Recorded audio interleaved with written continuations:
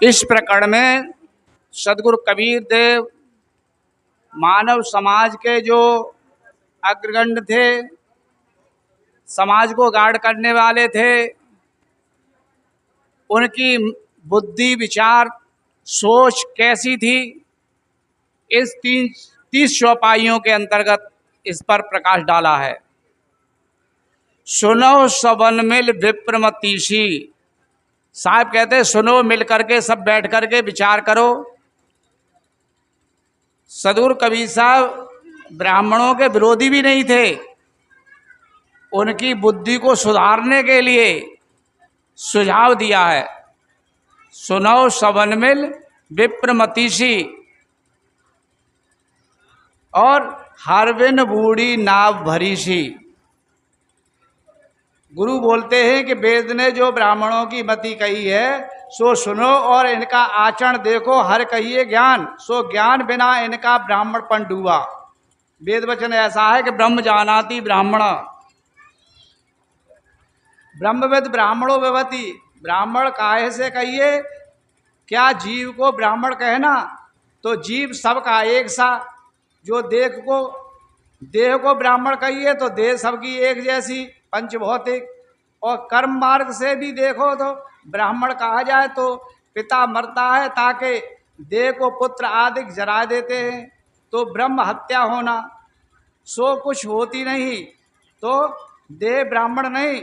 जो पंडित ब्राह्मण कहा जाए तो और जाति में भी बड़े बड़े बुद्धिमान होते हैं कि जिनकी बात बड़ी बड़ी सभा में भी मंजूर होती हैं। यश बुद्धि पंडा स पंडितः, यह शास्त्रकारों ने कहा है कि जाकी बुद्धि बड़ी पुष्ट सो पंडित। ताते पंडित भी ब्राह्मण नहीं, वह कर्मिष्ठ ब्राह्मण कहा जाए तो क्षत्रियों को भी 3 कर्मों का अधिकार है। सो क्षत्रिय भी बड़े बड़े कर्म और दानी होते हैं। पृथ्वी दान, गज दान, कन्यादान, गौदान, हिरण्यदान आदि कर्म करते हैं। तस्मात् कर्मिष्ठ भी ब्राह्मण नहीं। अब ब्राह्मण श्वेत वर्ण, क्षत्रिय रक्तवर्ण, वैश्य पीत वर्ण, शूद्र कृष्ण वर्ण, जो ऐसा कहा जाए तो चारों वर्ण सर्व दिखाते हैं। तस्मात् वर्ण भी ब्राह्मण नहीं।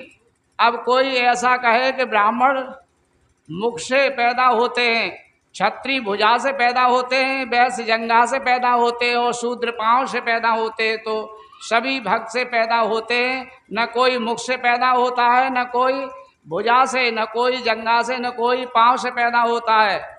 सर्व स्त्री के भक्त से पैदा होते हैं, ताते ये भी कुछ प्रमाण नहीं। तस्मात ये भी ब्राह्मण नहीं।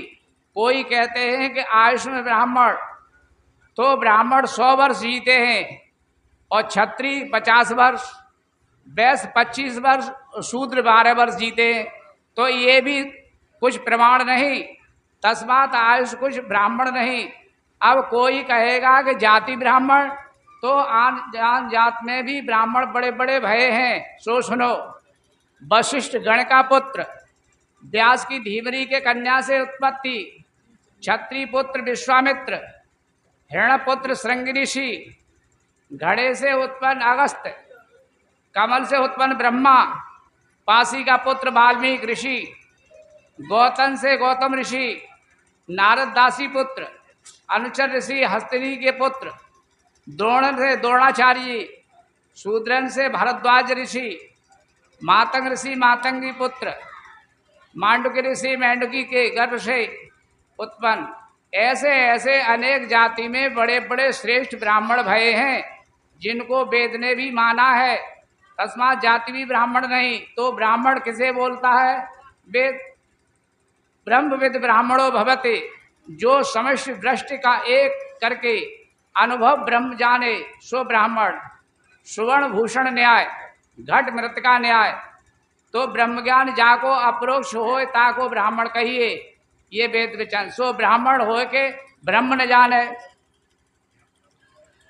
तब बौद्धस्य चौथस्थ को भी ब्राह्मण नाम, जीव की देह के जाति किम वर्ण किम पंडितः, को धर्म को ज्ञान को धर्मस्थ किम चैत्य दृढ़।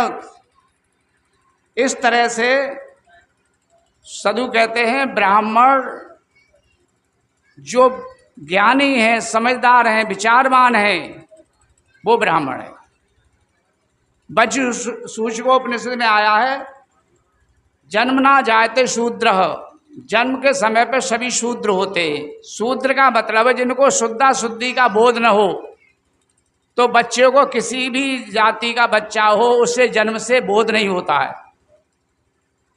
इसलिए उसको शूद्र कहा है। संस्कारा दुज उच्यते, जब उसका संस्कार होता है तो उसको दुज कहते हैं। दुज का मतलब दोबारा जन्म हुआ है। माता पिता जन्म देते हैं, जीवन नहीं। जीवन गुरु देते हैं, जन्म नहीं। दो दाता हैं, एक जन्मदाता है, एक जीवन दाता है। जन्मदाता माता पिता होते हैं जो शरीर का निर्माण करते हैं, और गुरु जीवन दाता होते हैं, ज्ञान बोध देते हैं। तो संस्कारा दुज उच्यते, जब अच्छे संस्कार देते हैं। प्रत्येक भाई बहन को अच्छे संस्कारों की आवश्यकता है, और अच्छे संस्कार मिलते हैं गुरु से। इसलिए सभी भाई बहनों को सद्गुरु की आवश्यकता है। वेदोभ्यासी भवेत विप्रः, जब वेद का अभ्यास करता है तब उसको विप्र कहते हैं। वेद नाम ज्ञान, ज्ञान का अभ्यास करते हैं। वेद नाम ग्रंथ भी हैं।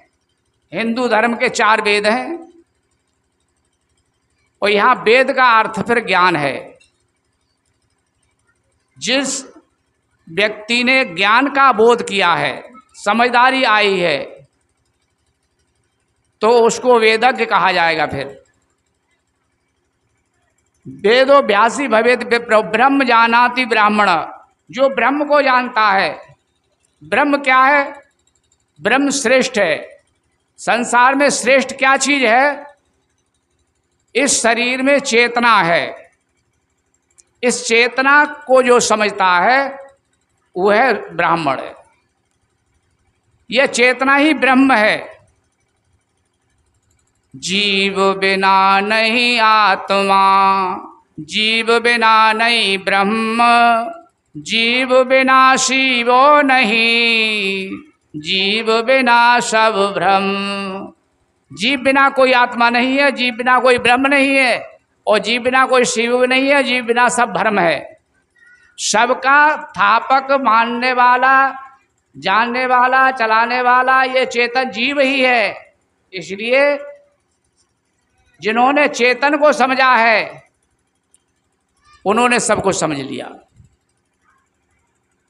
जेह सिर जाते ना पहचाने, कर्म धर्म मत बैठ बखाने। साहब कहते जेह सिरजा ते ना पहचाने, जिसने सृजन किया, निर्माण किया, सारे मत पंथ ग्रंथों का निर्माण किया, ये चेतन जीव ही तो है। कर्म धर्म मत बैठ बखाना, ग्रहण अमावस और द्विजा शांति 5 प्रयोजन पूजा। ये अमावस के दिन कभी चंद्र ग्रहण पड़ता है या सूर्य ग्रहण पड़ता है, इनके समय पर अमावस और द्विज को शांति का पाठ कराने के लिए लोगों से पैसा लेने का एक युक्ति निकाली है, तो शांति पाठ कराते हैं। कोई कोई लीलावती कलावती की कथा करा लेते हैं।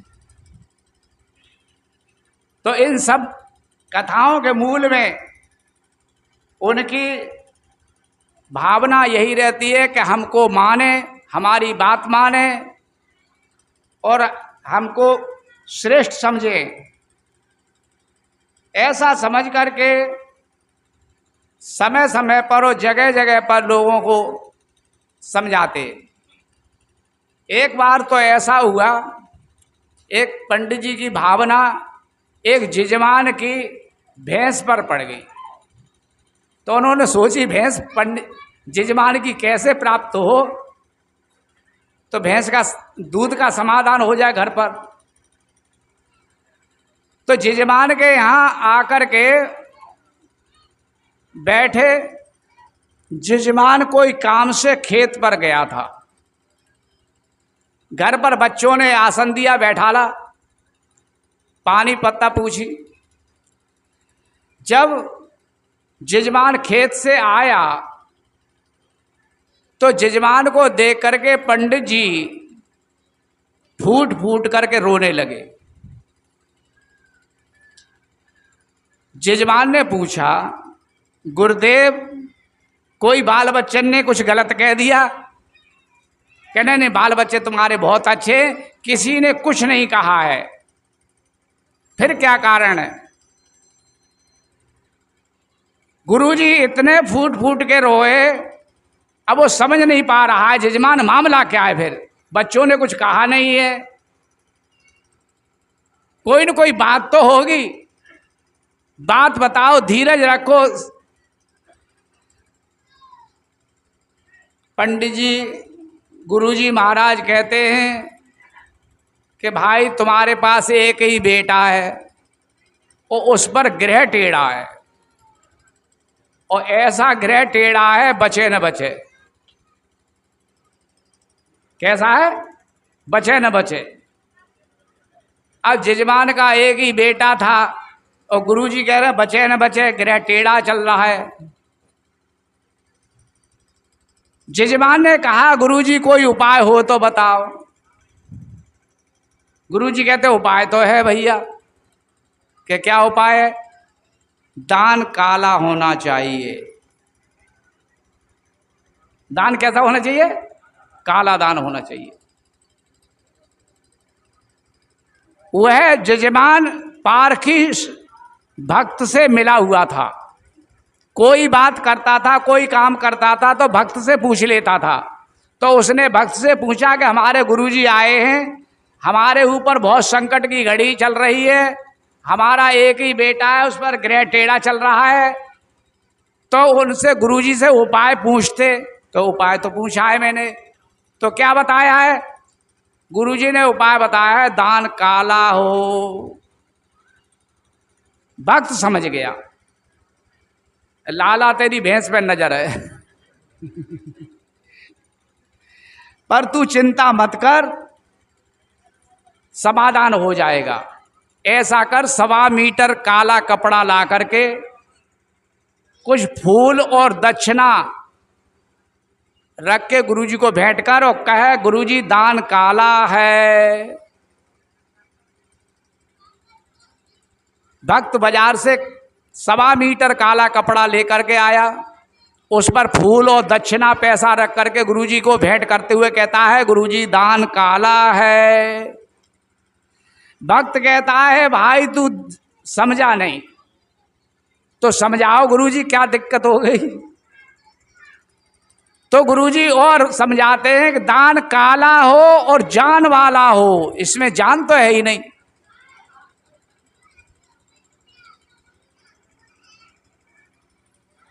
ठीक।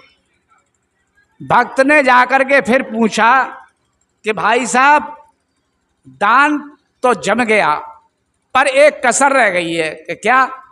दान काला हो और जान वाला हो, इसमें जान तो है ही नहीं।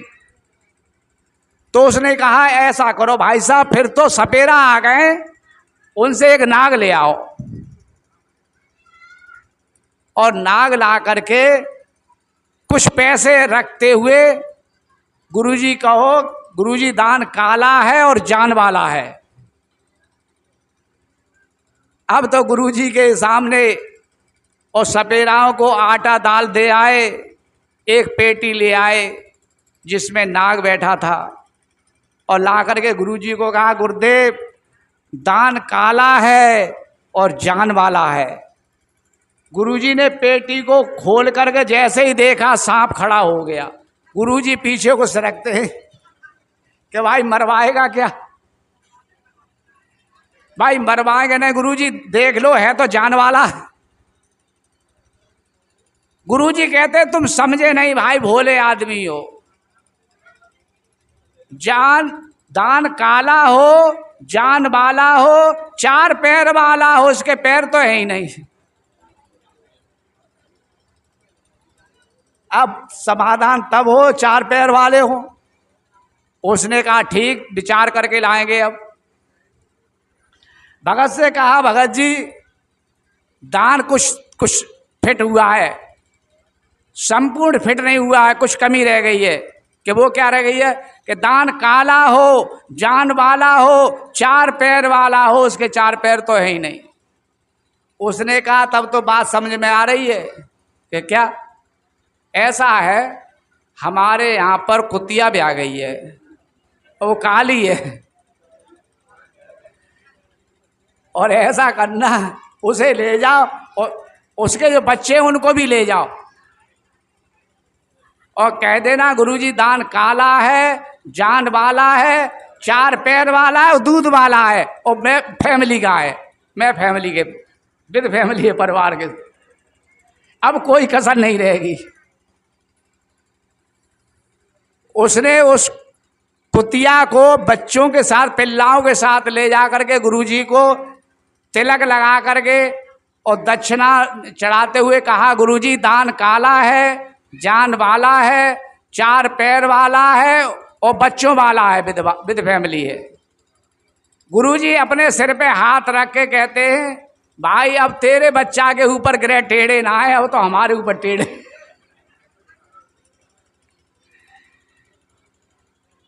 जब हमने इतना प्रयास किया तब तुझसे कुछ नहीं ले पाए, तो ग्रह टेढ़ा हो गया, तुझसे क्या ले लेगा। तो इस तरह से जो स्वार्थी गुरु होते हैं, पंडित जी भी गुरु होते हैं, जो कहते हैं इन साधुओं की कोई जात वात का पता नहीं है, हैं? इसलिए संतों को गुरु नहीं बनाना चाहिए, गुरु बनाना चाहिए ब्राह्मण को ही। और देखो हम है कि नहीं, ब्राह्मण हैं और तुम्हारे जाने पहचाने हुए, तो साहब इस तरह से शुद्ध दारा मिल झूठो खाई, हर भक्तों के छूत लगाए, अपने बाल बच्चों के साथ बैठ करके आराम से खा पी लेते हैं, कोई झूठा बूटा नहीं है। और यदि कहीं कोई संत दिखाई दिए तो कहते हैं ये तो छूत लग गई, पता नहीं कौन जात के, कोई धर्म नहीं है इनका। संतों में छुआछूत की बीमारी लगाते हैं। कर्म असौच हो शिक्षा खाई, मत भ्रष्टा यम लोक समाई। साहब कहते हैं कर्म तो इनके असौच हैं, गंदे हैं, शीलवान नहीं, आचरणवान नहीं। यहाँ पर ब्राह्मणों की ही बात नहीं है, प्रत्येक समाज के व्यक्ति पर प्रकाश डालते हुए साधु कहते हैं प्रत्येक भाई बहन को शीलवान होना चाहिए। मंगल हो भैया।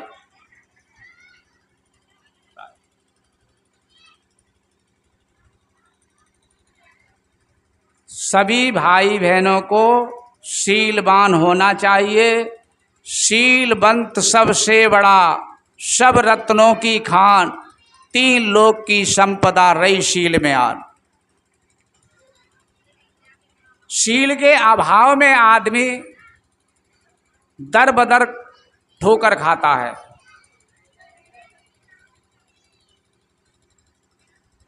एक बेटी बहुत सुंदर थी और अपनी सुंदर तत्व के कारण परिवार में, समाज में किसी को नहीं गिनती थी, सबको हे दृष्टि से देखती थी। एक दिन तो ऐसा हुआ, अपनी सुंदरता के कारण उन्होंने सोचा कि पता नहीं हमारे माता पिता कहाँ हमारी शादी कर देंगे, कैसे यहाँ डाल देंगे, इसलिए स्वयं चुन लो और जीवन जीना है। तो ऐसा विचार करके किसी अन्य जाति के बच्चा को, सुंदर को देख करके उससे कोर्ट मैरिज करके घर बसा लिया। चली गई बेटी घर छोड़ के। उसका नाम पटाचारा था। पटाचारा घर से चली जाती हैं, घर वालों को दुख तो होता है, अब करें तो करें क्या। दुख को भीतर ही भीतर मान मार करके रह जाते। इधर एकांत अलग समाज से रहने लगती हैं, मेहनत मजदूरी करते हैं, कमाते खाते हैं, दिन बीतते जाते हैं। कहते हैं गृहस्थी में रहने से संतान तो उत्पन्न होती ही है, संतान उत्पन्न होती है, संभालते अब कैसे संभालें। अब घर से तो मनमुखी होकर के आए तो घर का सहारा मिल नहीं सकता है। तो ऐसी संकट की घड़ी में ही उन्होंने अपने स्तर से अपना जीवन जिया। दूसरी संतान भी इस तरह से होती है, 2 संतान हो जाती हैं। अब पटाचारा को मोह जगता है, अपनी माँ का याद आती है। तो एक दिन उस लड़के से कहा, अपने पति से कहा, मुझे मेरी माँ की याद आ रही है, मुझे माँ से मिला लाओ। उसने कहा, आप इस दशा में आई हैं,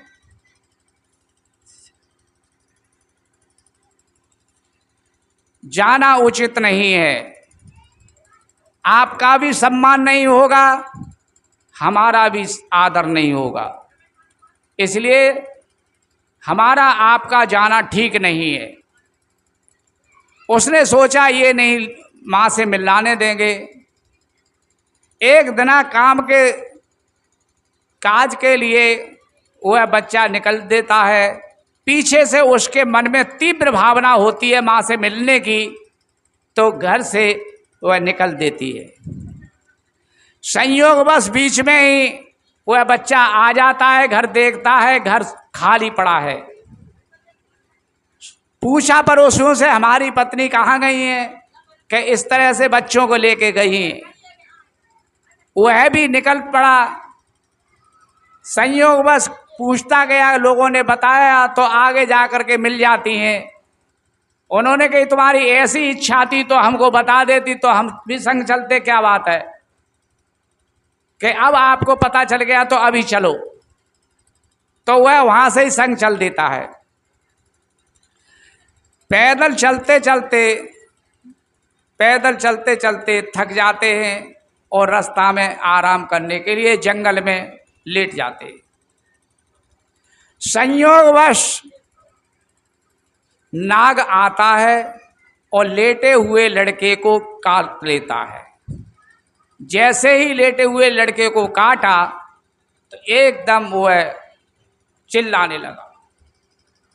चिल्लाया, जहरीला सर्प था, काटने से मृत्यु हो गई। अब उसको बहुत दुख हुआ, रोती बिलखती चिल्लाती कर्ण क्रंदन आवाज से पशु चराने वाले ग्वालाओं की आवाज कान में पड़ती है। वो आते हैं, देखते हैं। उन्होंने कहा ये तो मर गया। आदमी मर जाता है तो अब कोई विकल्प नहीं है, हम आपकी मदद कुछ करना चाहें, अब आप कहो तो इनको दाह संस्कार करवा सकते हैं। तो ग्वालाओं ने लकड़ियां ईंधन इकट्ठा करवाया और उस लड़के को आग लकड़ी में जलवा दिया। अब छोटे छोटे बच्चे हैं 2, अब उनको लेकर के वह अपनी माँ से मिलने के लिए जाती है। अब बीच में नदी पड़ती है, दोनों बच्चों को एक साथ नदी पार संभव नहीं है ले जाना। तो उसने सोचा एक एक करके बच्चे को पार कराया जाए। एक बच्चे को किनारे पर बैठाल दिया और एक बच्चे को लेकर के नदी पार किया और नदी उस पार उस बच्चे को छोड़ दिया। अब दूसरे बच्चे को लेने के लिए इधर आती है। इधर वह बच्चा रोता है और इधर इस बच्चे को लेकर के जब चलती है, इतने में कोई जंगली जानवर आता है, उस बच्चे को उठा करके लेके चल देता है। जब उस बच्चे को लेकर चलता है और ये बच्चा सोचता है कि माँ मुझे बुला रही होगी, तो वह पानी में कूद पड़ता है, तो पानी में बह जाता है। एक बच्चा पानी में बह करके इधर मृत्यु को प्राप्त हो गया, मर गया। उधर जानवर है, उस बच्चे को उठा कर ले गया। अब उसका हाल बेहाल हो गया, विक्षिप्त हो गई, पागल हो गई, अपने कपड़े को बालों को नोचने लगी। अब हाल बेहाल हो गया उसका। इधर विक्षिप्त अवस्था में ही कपड़ा लत्ता फट जाते हैं, वह ढूंढते हुए पटक आती है। कुछ दिमाग काम कर रहा है, कुछ दिमाग काम नहीं कर रहा है। अपने गांव में लोगों से पूछा, यहाँ पर हमारे माता पिता का ये नाम था, ये यहाँ हैं। उन्होंने कहा गांव में आग लगी थी और बाढ़ आई थी। कुछ लोगों के तो गांव में आग लगने से घर जल गए, वे बेघर हो गए। वो कुछ बाढ़ आई थी, बाढ़ में बह गए। उनमें इस नाम का आदमी था, वो आग लग गई थी, उसी में जल करके और भाग गया था। यहाँ कोई नहीं है। अब उन्होंने सोची हम मिलने के लिए जो आए थे अपने माता पिता से, वो घर पे आग लगने से वो बेघर हो गए और चले गए यहाँ से। यहाँ कोई नहीं रहा है अब उनका। अब किन से मिले, कहाँ जाए, क्या करें, ऐसी स्थिति हो गई। इधर भगवान गौतम बुद्ध का प्रवचन चल रहा था। काफी भाई बहन सत्संग सुन रहे थे। बड़ी शांतिपूर्वक ज्ञान चर्चा चल रही थी। उसके कान में दो शब्द पड़े तो उसको कुछ सांत्वना प्राप्त हुई। और जैसे ही उसको सांत्वना प्राप्त हुई तो उसने बड़े ध्यान से वहीं खड़े होकर के देखा। इधर भक्तमती माता बहनों ने और संतों ने देखा, उसके तन ढकने के लिए कपड़े भी पर्याप्त नहीं थे।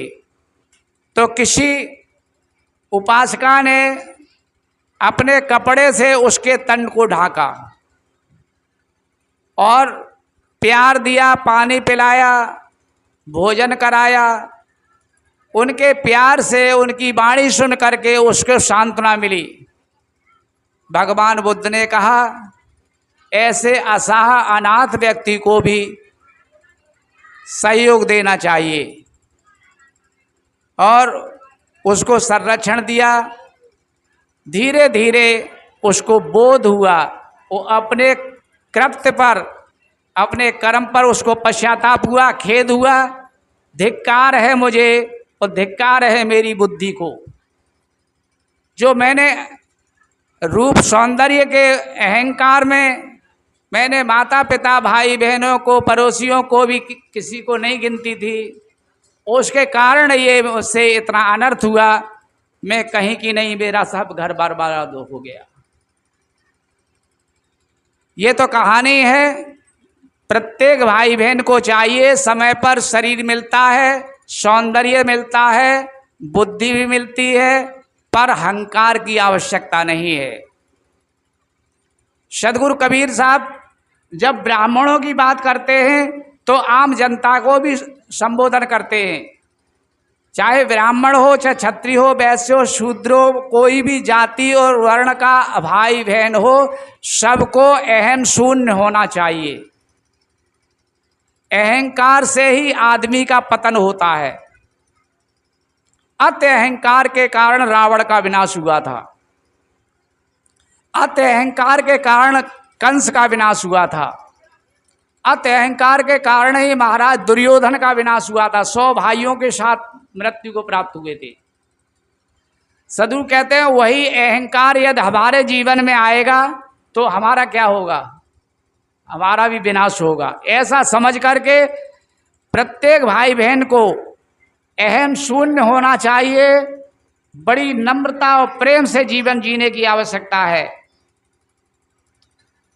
साहब कहते,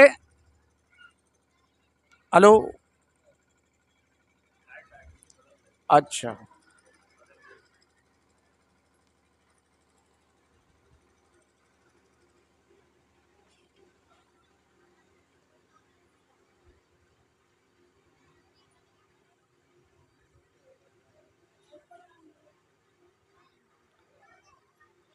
हेलो।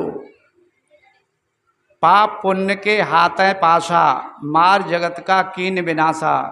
ई बहनी कुल बहन कहावे, ईग्रह जारे उग्रह मारे। साहब कहते हैं पाप पुण्य के हाथें पाशा। पाप पुण्य आदमी के हाथ में है। प्रत्येक व्यक्ति के द्वारा पाप और पुण्य होते हैं। पाप का मतलब है किसी को दुख पीड़ा देना, और पुण्य का मतलब है किसी को सुख देना, सेवा करना। जब हम किसी की सेवा करते हैं तो मानो हम पुण्य करते हैं, और किसी को पीड़ा पहुंचाते हैं, दुख देते हैं, कष्ट देते हैं तो मानो पाप है। महापंडित व्यास जी ने लिखा है, अष्टादश पुराणेषु व्यासाय द्विवचनम परोपकाराय पुण्य पापाय परपीडनम। व्यास जी कहते हैं मेरी बात दो समझ में आई है। एक बात तो ये आई है परोपकाराय पुण्य, दूसरों की भलाई के बराबर कोई पुण्य नहीं है। जो कुछ भी बन सके तो दूसरों की भलाई करना चाहिए। ये भलाई करने के लिए ही मानव शरीर मिला है, ऐसा समझकर प्रत्येक व्यक्ति के लिए भलाई का काम करते चलो। सिद्धांत कहता है कर भला होगा भला और कर बुरा तो होगा बुरा। यदि आप भला करोगे तो आपका भला हो जाएगा, और आप यदि किसी का बुरा करोगे तो आपका भी बुरा हो जाएगा।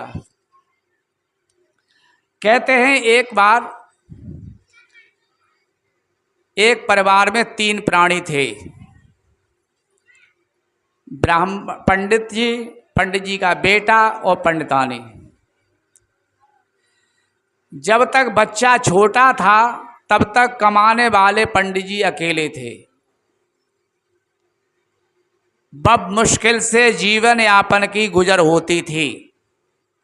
देखते ही देखते जब बड़ा बच्चा हुआ तो पिता को लगा अब 2 कमाने वाले हो गए, अब घर की व्यवस्था अच्छी बन जाएगी।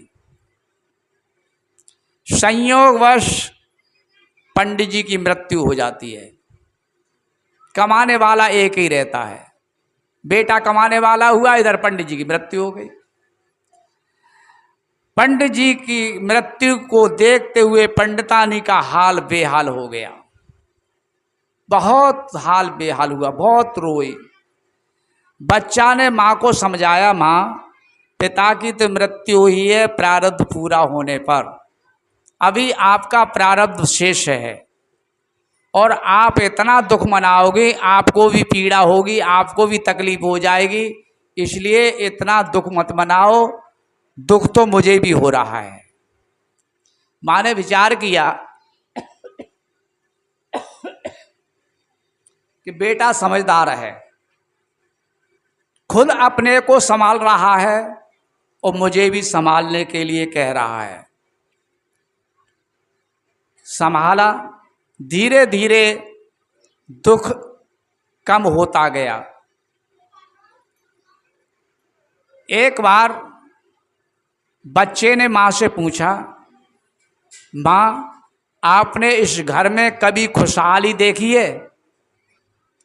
माँ ने कहा, बेटा हमने कभी खुशहाली नहीं देखी, ऐसे ही दुख के दिन देखे। एक पहाड़ी में एक संत तपस्या कर रहे हैं, मैंने सुना है, वो बताते हैं, तो मैं उनके पास जाता हूँ और अपने घर के बारे में पूछ के आता हूँ। माँ ने कहा, बेटा अभी तुम बच्चे हो और कोई है नहीं, मेरी सम्मति है कि आप न जाएं। बच्चा कहता है, मैं अब समझदार हो गया हूँ, सीधा जाऊँगा और सीधा लौट के आऊँगा, जरूर पूछ के जरूर आऊँगा। बच्चा हठीला है, समझाने पर मान नहीं रहा है। माँ ने कहा, बेटा तुम नहीं मान रहे हो, जा ही रहे हो, तो मेरी चलती चलती समय पर 2 बातों पर ध्यान देना। पहली बात है, आप अपनी जबान से कभी झूठ मत बोलना, पहली शर्त। दूसरी बात है, अपने शरीर से बन सके तो किसी की सेवा कर देना। सिद्धांत है कर भला होगा भला और कर बुरा होगा बुरा। सिद्धांत का सूत्र बता दिया, तुम अब भला करोगे तो बेटा तुम्हारा भला होगा, और तुम किसी का बुरा करोगे तुम्हारा बुरा हो जाएगा। इतना ध्यान रखते हुए पहली शर्त है अपनी जबान से कभी झूठ मत बोलना, और दूसरी बात है शरीर से बन सके तो किसी की सेवा करते जाना। बच्चे ने दोनों बातों को स्वीकार किया कि माँ दोनों बात मुझे स्वीकार हैं, और माँ के चरण स्पर्श करते हुए बच्चा चल देता है। चलते चलते चलते चलते चलते चलते पूरा दिन निकल गया, सूर्यास्त होता है। एक माली भाई के बाग में माली भाई से नमस्ते करते हुए कहा कि भाई साहब हम आपके यहाँ रुकना चाहते हैं, क्या रुक सकेंगे? माली भाई कहते हैं इंसान के पास इंसान रुकते हैं, भैया रुको, जैसे मैं खाऊंगा तैसे खिलाऊंगा, जैसे मैं विश्राम करूंगा ऐसे आपको विश्राम के लिए जगह दूंगा। वह खुश हो करके वहाँ रुकता है। शाम को भोजन कराया, चारपाई दी, लेटाया, और लेटते वक्त माली भाई पूछते हैं भाई कहाँ से आए हो और कहाँ जा रहे हो? अमुक गांव से आ रहा हूँ, मैं ब्राह्मण का बेटा हूँ और पहाड़ी में जा रहा हूँ, अपने घर के बारे में कुछ पूछने के लिए जा रहा हूँ। कोई संत तपस्या कर रहे हैं, वो बता देते हैं कि सुना है। तो मेरी भी एक बात है, मेरी बात पूछ आओगे कि आपकी क्या बात है? भैया जरूर पूछ आएंगे, हमें क्या वजन उठाना है। हमारी बात है ये बाग में अमरूद का विशाल वृक्ष है, इस पर फूल फल नहीं लगे हैं, आगे कभी लगेंगे भी कि नहीं लगेंगे, इतनी बात पूछ आना। उन्होंने की जरूर। रात को सो जाते हैं, सुबह उठते हैं, दिनचर्या करते हैं, नहा धो करके फिर खा पी के चल देते हैं। चलते चलते चलते चलते दूसरा विश्राम आता है आश्रम पर। आश्रम पर संत को प्रणाम किया, स्वामी जी साहेब बंदगी, सीताराम नमो नारायण, हम आपके आश्रम पर रुकना चाहते हैं, क्या रुक सकेंगे? स्वामी जी कहते हैं कि भैया जरूर रुको, इंसान के पास इंसान रुकते तामे तो ये आश्रम है, और आश्रम का मतलब ही है आश्रय। यहाँ पर संत भक्तों को आश्रय मिलता है, ठहरो। वह बच्चा आश्रम पर रुकता है। शाम को भोजन बना, भोजन खिलाया, विश्राम किया। विश्राम करते समय स्वामी जी पूछ लेते भैया कहाँ से आए हो, कहाँ जा रहे हो? उसने बताया गुरुजी अमुक जगह से आया हूँ, आगे पहाड़ी में जाऊँगा, सब तपस्या कर रहे हैं, अपने घर के बारे में कुछ पूछ के आऊँगा। स्वामी जी पूछते हैं कि वो बता देते कि सुना है मैंने। स्वामी जी कहते मेरी भी बात पूछ आओगे? कि आपकी भी बात पूछ आएंगे, क्या दिक्कत है, हमको कौन सा वजन उठाना है, आपकी क्या बात है? उन्होंने कहा मैं यहाँ तपस्या करते करते 20 साल हो गए हैं, 20 साल की उम्र में यहाँ आया था, 20 साल और निकल गए, 40 वर्ष की उम्र हो गई है, अभी तक मुझे परमात्मा, ईश्वर, अल्लाह, खुदा, गॉड कोई नहीं दिखाई दिया है। आगे कभी कोई मिलेगा भी कि नहीं मिलेगा, ये पूछ के आना। उन्होंने कि जरूर पूछ आएंगे। रात को सो जाते हैं, सुबह उठते हैं, दिनचर्या होती है, नहाते धोते हैं, खाते पीते हैं और प्रणाम करके विदाई लेते हैं। वहाँ से चलते चलते आगे ब्राह्मण नगरी मिलती है।